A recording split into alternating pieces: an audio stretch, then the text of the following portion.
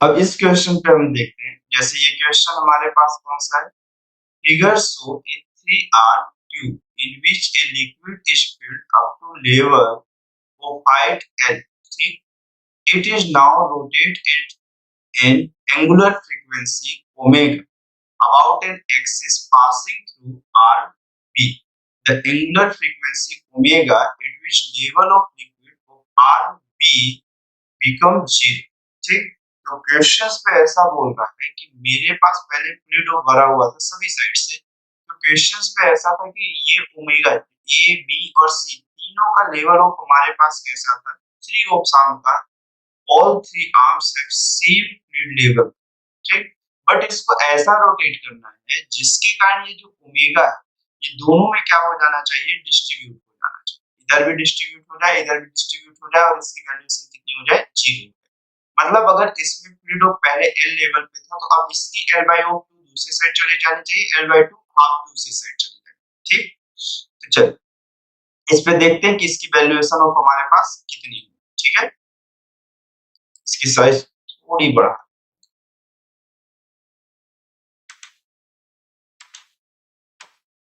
तो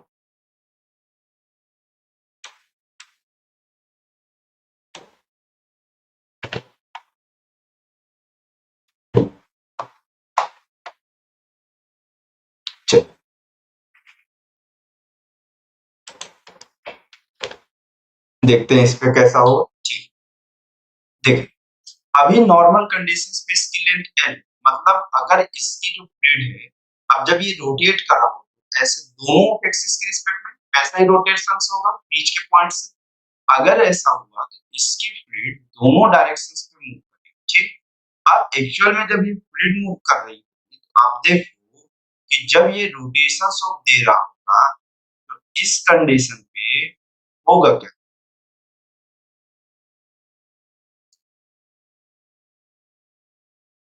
ये, ठीक। अब यहां से फ्लूइड को गायब हो गया, ये एंगुलर वेलोसिटी ऑफ हमारे पास कितना, ओमेगा, ठीक। इसकी पूरी लेंथ ऑफ हमारे पास यहां से यहां तक कितनी है, ये लेंथ हमारे पास है 3L बाय ओ कितनी, ठीक। और ये लेंथ में तो कोई चेंजेस ही नहीं होना है, ठीक है। अब इसको किस ऑफ एंगुलर वेलोसिटी ओमेगा से मूव करें कि इसके अंदर कोई फ्लूइड ही न बचे, ठीक। अब अगर मैं ये जंक्शंस किया कि मेरे पास वर्टिकल डायरेक्शन में तो कोई चेंजेस नहीं हो रहा होगा, मेरे पास जो भी डायरेक्शन ऑफ प्रेशर में चेंजेस हो रहा होगा या जो भी फोर्सेस लग रहे होंगे इसके हॉरिजॉन्टल आर्म में लग रहे होंगे, अगर मैं ऐसे पकड़ के घुमा रहा हूं तो मुझे इसके इस वर्टिकल आर्म में क्या ही फर्क पड़ेगा, इसमें कोई फर्क नहीं पड़ेगा, मुझे पूरे का पूरा ऑफ इम्पैक्ट इस फॉर्मेट में पड़ना स्टार्ट होगा। तो मैं ये एजम्पशंस किया कि इसके एक्स ऑफ डिस्टेंस पे एक स्मॉल पोर्शन ऑफ है जिसकी वैल्यूएशन को मैं कितना कंसीडर करके चल रहा हूँ कि इसकी वैल्यूएशन ऑफ कितनी है मेरे पास dx, ठीक। अब अगर मैं इसे रोटेट कर रहा हूँ तो यहाँ पर मेरे पास अगर रोटेशंस कर रहा हूँ तो इस पे एक फोर्स लग रहा होगा, तो जो कि फोर्स जो होगा स्मॉल अमाउंट का जो फोर्सेस होगा वो सेंट्रीपिटल फोर्सेस के इक्वल होगा, mass into omega square into कितना लिखोगे आप, m omega square into x, ये तो आपके पास रेडियस है, ठीक। देख अगर आप ये चीज लिखे तो अभी आपके पास इसके बाद कैसा होना है, ठीक है, यहाँ तक तो सही है, यहाँ पर कोई भी प्रॉब्लम नहीं है। अगर मैं फोर्स की बात, फोर्स एक्चुअल में वो कितना रहा होगा, small amount of pressure, cross section area same है तो प्रेशर इनटू एरिया, मास क्या हो जाएगा, डेंसिटी इनटू वॉल्यूम। अब वॉल्यूम कितना है, तो वॉल्यूम अगर मैं इस फॉर्मेट के लिए देखूं तो इसकी क्रॉस सेक्शन एरिया कितनी है मेरे पास, ए डॉट ऑफ थिकनेस कितनी है हमारे पास, dx dot of omega square into कितना x, ए और ए क्या हो जाएगा कैंसिल, तो dp की जो वैल्यू हो जाएगी वो rho dot of omega square dot of x dot of कितना हो गया dx। अब मैं अगर इसे इंटीग्रेट ऑफ किया तो मुझे यहाँ पर से अगर देखा जाए तो प्रेशर मिलेगा, ठीक। ये प्रेशर ऑफ पूरा फॉर्मेट के इस लेंथ तक की बात कर रहा हूँ, ठीक है, इस लेंथ तक के पोर्शंस की मैं बात कर रहा हूँ, ठीक है। तो अगर इस लेंथ तक के पोर्शन की बात करूं मैं तो यहाँ से यहाँ तक मेरे पास इसकी लिमिटेशंस ऑफ x की वैल्यू 0 से लेके L तक जा रही होगी और प्रेशर की वैल्यू 0 से लेके P तक जा रही है।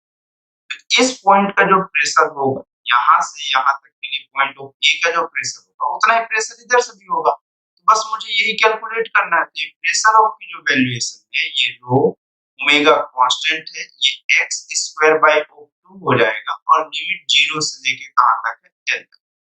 तो जो प्रेशर की वैल्यू होगी वो रो omega square into L square bye कितना हो जाएगा, 2 हो जाएगा। और सिमिलर हो पॉइंट ए का प्रेशर दोनों साइड से कैसा होगा, सेम।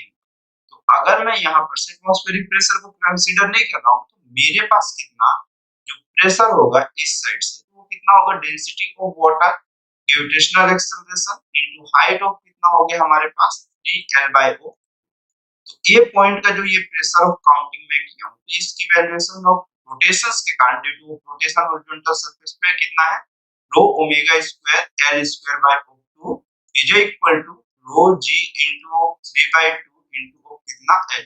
2 और 2 कैंसिल आउट हो गया, रो और रो भी कैंसिल आउट हो गया, L से एक L भी कैंसिल आउट हो जाएगा, एक बचेगा। तो यहाँ पर से ओमेगा की वैल्यू हमारे पास निकल के आई वो 3G/O कितना है हमारे पास, L और इसका स्क्वायर रूट, ये ओमेगा की वैल्यू है।